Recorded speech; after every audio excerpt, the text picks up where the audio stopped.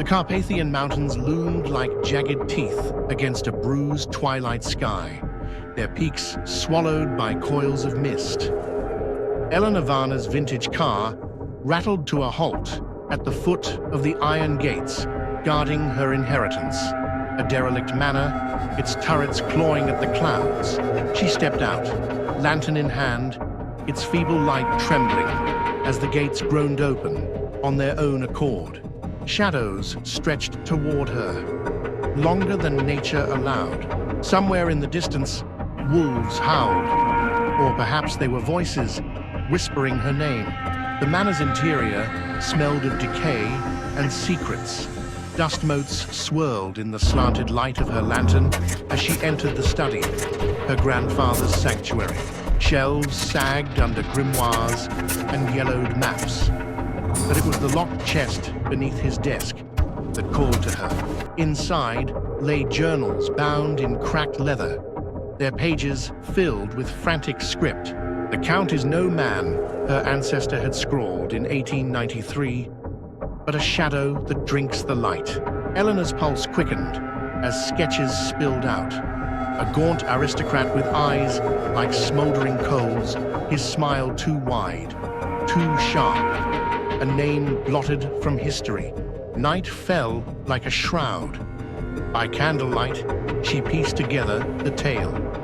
Her ancestor, a scholar, had been summoned to the Count's castle to catalogue his library, a trove of occult texts. But the nobleman's charm curdled into menace. He never aged, he never ate, he never cast a reflection.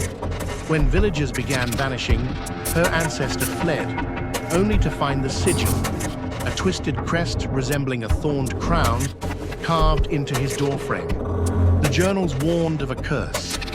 The Count's power sleeps in the blood of those he marks. He will return. Eleanor froze. Her fingers traced the same sigil engraved on a locket in her grandfather's desk. A locket she now wore. Its metal burned against her skin. The village tavern reeked of ale and dread.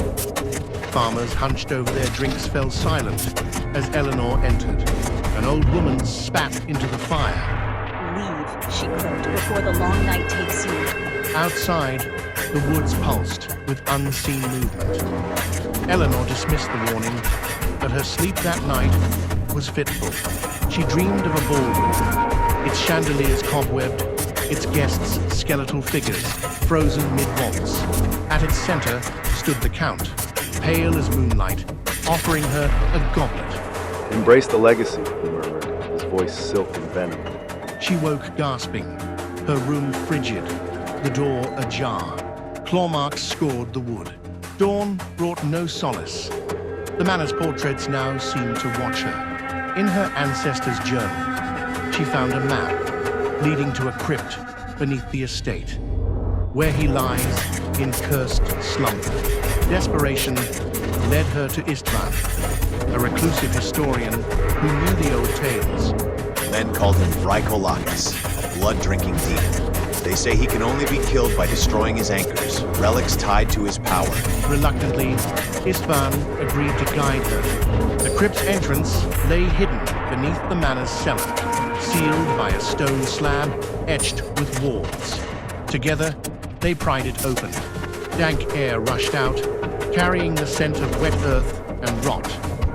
Istvan's lantern carved a frail path down a spiral staircase, revealing walls lined with coffins.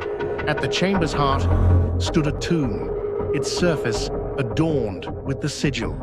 Eleanor's hands shook as she pushed the lid aside. Inside lay not bones, but black soil and a withered rose. The journals had spoken true. The Count slept in unhallowed ground, his essence tied to this place. As she sifted the dirt, Istvan's lantern flickered. "Do you hear that?" he whispered. A low growl reverberated through the crypt. Darkness swallowed the light. When the lantern sputtered back to life, Istvan was gone. Only his scarf remained, slashed to ribbons. On the tomb lay a ring, the Count's seal. Eleanor fled, the growl echoing behind her. That night, the dreams worsened. The Count paced her room, his nails grazing her throat. You are my blood. You cannot outrun what you are. She woke to find her locket filled with fresh soil. Determined to end the nightmare, Eleanor returned to the crypt alone. The relics were there, a dagger crusted in dried blood, a cracked mirror, a wedding band inscribed with a lover's name, Irina, 1479. As she raised the dagger to smash the mirror, the air thickened. Foolish child. You think to defy your birthright? The crypt trembled. Eleanor struck the mirror.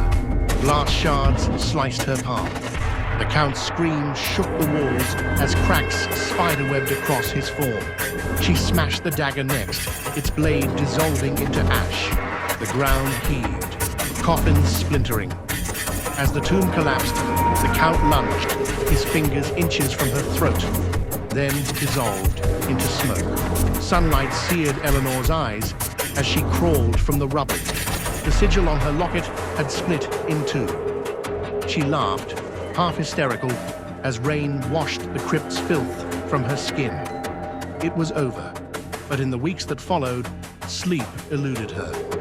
She published her ancestors' journals as fiction, a Gothic curio for amused academics. Yet midnight often found her staring into mirrors, searching for the flicker of red in her irises. The Count's whisper lingered in her dreams. What is buried will rise. 1 year later, deep beneath the Carpathian soil, the crypt's ruins shifted. A skeletal hand reached the earth, clutching the repaired sigil. Somewhere in the city, Eleanor jolted awake, her throat parched, her teeth aching. In the mirror, crimson flashed. The villagers still tell travelers of the manor's cursed air. The scholar who walks the woods at dusk, her shadow too long, her appetite peculiar. They lock their doors when the moon wanes. After all, some legacies cannot be buried.